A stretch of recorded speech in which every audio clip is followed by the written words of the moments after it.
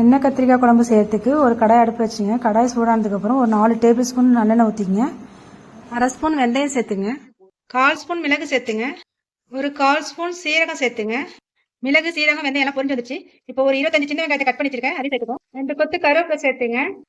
ஒரு பச்சை மிளகாய் 2 கட் பண்ணிருக்கேன், அதையும் சேர்த்துக்கும். 20 பல்லு பூண்டு தோல் நீக்கிட்டு தட்டி வச்சிருக்கேன், அதையும் சேர்த்துக்கும். ஒவ்வொரு பொருளா சேர்த்து நல்லா வதக்கிக்குங்க.